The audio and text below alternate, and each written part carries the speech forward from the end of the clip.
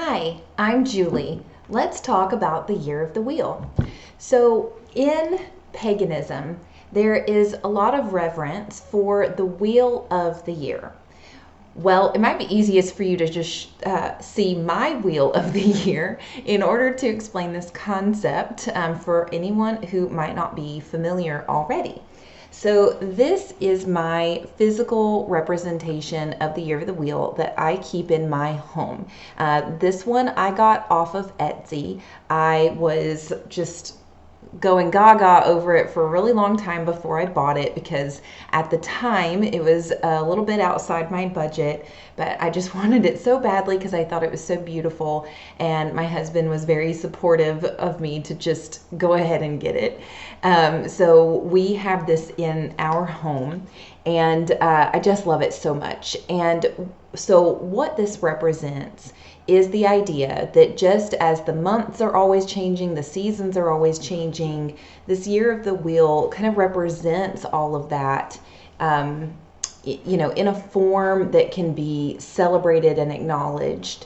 And it shows you the 6 main holidays of the pagan calendar, which, if you want to be fancy, can be referred to as the Sabbats and Esbats. But a lot of people don't necessarily use those words, although you will see them if you Google all of this. So there are the major and minor holidays. So let's talk about it. You've got Samhain, which would go along with Halloween. You have Yule, that corresponds with Christmas time. You have Imbolc, which is at the beginning of February. We have Ostera, which corresponds with Easter. You have Beltane, which is frequently called May Day, celebrated as May Day.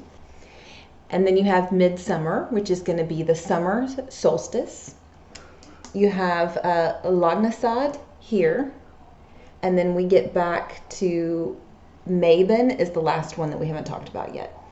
But each of these holidays is steeped in tradition that goes back a very, very, very long time. And there are so many traditions that can be affiliated with these different holidays around the world. And some people feel more inclined to really, really celebrate these holidays in a big way. And other people prefer, or for a matter of convenience, or because they're a solo practitioner, tend to just keep these things close in their heart and carry them with them throughout the day. They know what the day is, they know what it's about, they kind of acknowledge the point on the calendar, but they may not outwardly do much to celebrate. And sometimes it just depends on your mood and the convenience and what happens to be going on at that time. So there are some holidays that I've put a lot of effort into celebrating, and there are others that have passed me by before I realized, oh crap, that was last week. So it's totally fine. Whatever works for you, feels right for you, however it happens to come about for you is totally fine. There's plenty of ways to celebrate, and they're all legitimate. Now, I would love to know how you tend to celebrate these holidays, if you do. So please share in the comments if this is the first time you're hearing about them, or if this is something you've been celebrating for forever or just a little while. Do you celebrate by yourself, with your family, with your friends? There are sometimes big community events that will happen in certain areas of the world or certain parts of the country where there can be huge get-togethers on these event days. So if you've ever been to one of those, share in the comments about that, because I'd love to hear it. I also wanted to share something kind of fun. So when I bought this, I was kind of disappointed to realize that it came with this thing on the back of it to hang it up on the wall. And I was so disappointed because I said, well, but it's the wheel of the year. It's constantly turning. We can't hang it in a fixed position. That's all wrong. And my awesome husband said, I got this. I can fix this. So I just want to share this with you. This is the stand that he made, and I'll just show you quickly, even though it's going to cover up my face. But this is the stand that he made. and it just fits like that so perfectly. Didn't he do such a good job? And so I keep this set up in my front entryway in my home. So if you ever come to my home, you're going to see this right off the bat.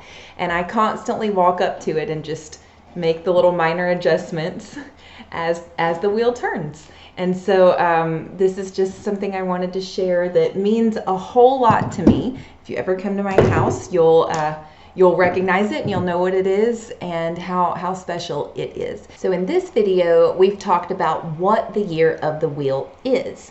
In the next video, we're going to talk about why it's important and what that greater meaning is for many, many pagans across the world and what it is for me, so that you can better understand how to lean into and appreciate this year of the wheel for more than just the turning that it does, but how to really recognize the value in recognizing these points on the calendar and fully celebrating them. So make sure you're subscribed so you don't miss that video, and I'll see you in the next one.